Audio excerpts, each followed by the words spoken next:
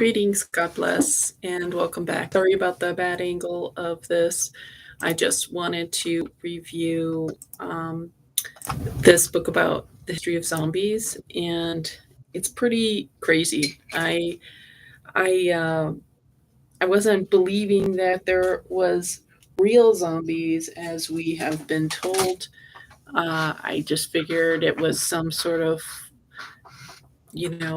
vaccine meets 5G kind of a thing, but here is uh, here's a story. It's pretty crazy. In 121 AD, so the source of the outbreak was unknown, and I'll tell you the name of the book when I look it up.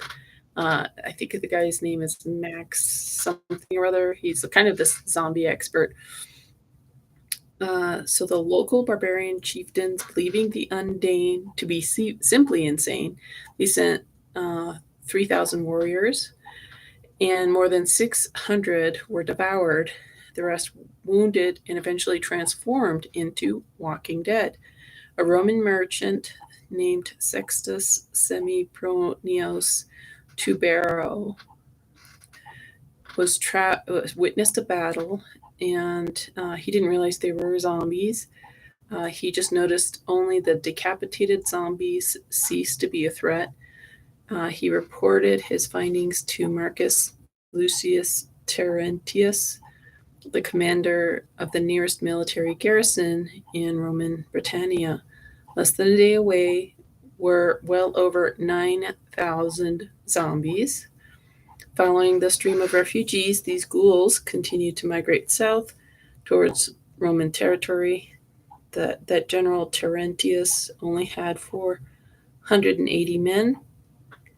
Reinforcements were 3 weeks away, so he ordered the digging of 2 7-foot deep, inwardly narrowing ditches. I don't know what that means. That eventually straightened to form a mile-long corridor. It looked like a funnel opening into the north. The bottoms of both trenches were filled with bitumen liquidium oil, common for heating lamps at that time in that area. And the oil was ignited as the zombies approached, and then the zombies falling into the trenches were uh, incinerated, and then the remainder were forced into the funnel, where no more than 300 could stand abreast. So the general ordered his men to draw swords, raise shields, and advance. And after 9 hours, every zombie was decapitated. The still snapping heads rolling into the ditches for cremation.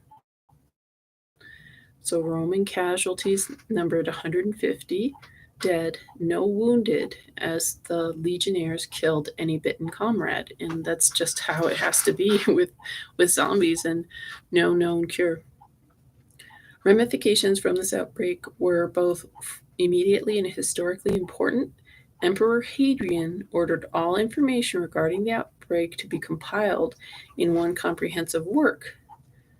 So, this manual not only detailed a zombie's behavioral pattern and instructions on efficient methods of disposal, it recommended overwhelming numerical force to deal with the inevitable panic of the general populace.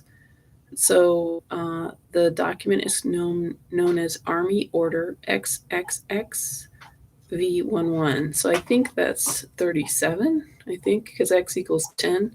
So, is it 37 or let me know because I've looked around and I've seen something like it's like listed Army Order 36, but it's not this one. So this was distributed to every legion throughout the Roman Empire, and for this reason, outbreaks in areas under Roman rule never reached critical numbers again, and therefore never reported in detail. It's also believed that this first outbreak prompted the building of Hadrian's Wall that isolated northern Caledonia from the rest of the island. So, and it's the largest record. It's the largest zombie thing, like event on record. So that was, what was that, 121 AD? Then it happened 20 years later, 140 to 141 AD in Algeria, in Thagmagadi Numidia. So six small outbreaks among desert nomads was recorded by Lucius Valerius Strabo, the Roman governor of that province. They were crushed by legionnaires, so total number of zombies was 134, five Roman casualties. An engineer wrote, a local family remained imprisoned in their home for at least 12 days while the savage creatures, the zombies, scratched and clawed fruitlessly at their bolted doors and windows. After we dispatched the zombies and rescued the family, their manner looked near to insane. From what we gather, the wails of the beasts, day after day, night after night, proved to be a merciless form of torture. So, this is the first known recognition of psychological damage caused by a zombie attack. Uh,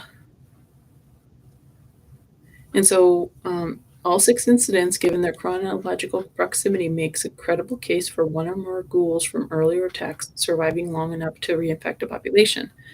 So, being that there was one just 20 years ago, it seems like a zombie either lasted 20 years or zombie to zombie infected the past 20 years to reach this one. Then again, the next one, 156 AD. So that's what, 16 years later. This is in southern Germany, Castra Regina.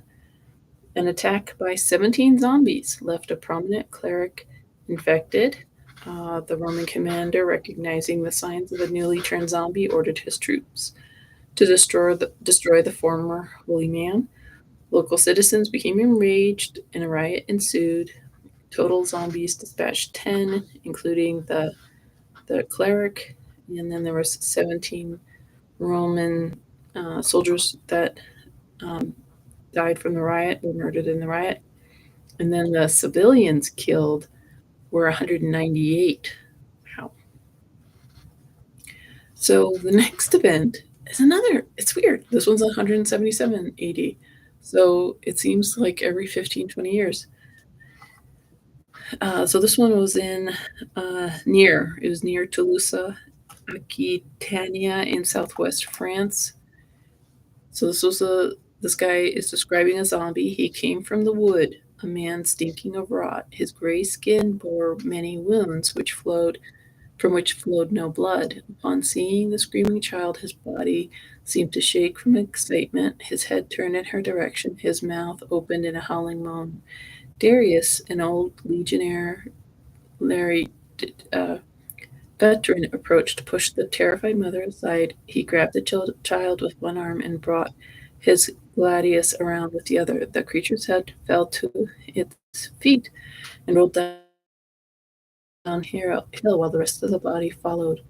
Darius insisted they wear leather coverings as they pitched the body into the fire. The head, still moving in a disgusting bite, was fed to the flames. This passage should be taken as the typical Roman attitude toward the living dead. No fear, no superstition, just another problem requiring a practical solution. This was the last record of an attack during the Roman Empire. Um, Such subsequent outbreaks were neither combated with such efficiency nor recorded with such clarity. 700 AD. So this is a. Um, so it seems like the end of the Roman Empire. So this is 177 AD. So we've got 500 and some 600 years before the next recording, but just recorded as a snippet. In 700 AD in Frisia, northern Holland, although this event appears to have taken place on or about 700 AD, physical evidence comes in the form of a painting recently discovered in the vaults of the Rijksmuseum in Amsterdam. I'm not saying I'm saying I don't know if I'm saying that right. Rijksmuseum.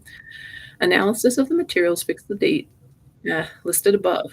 The picture itself shows a collection of knights in full armor attacking a mob of ragged men with gray flesh, arrows, and other wounds covering their bodies, and blood dripping from their mouths. As the two forces clash in the center of the frame, the knights bring swords down to decapitate their enemies. Three zombies are seen in the lower right hand corner, crouching over the body of a fallen knight. Some of his armor has been pulled off, one limb ripped from his body. The zombies feed on the exposed flesh. As the painting itself is unsigned, no one has yet to determine where this work came from or how it ended up in the museum. Okay, the next recorded event. So it's like there's like this dark ages, right? From 170 to 700. So 150 years later, supposedly, in Saxony, northern Germany, Bernd Kunzel, a friar on his pilgrimage to Rome, recorded this incident in his personal diary. One zombie wandered out of Black Forest to bite and infect a local farmer. The victim reanimated several hours after his demise and turned on his own family. From there, the outbreaks spread to the entire village.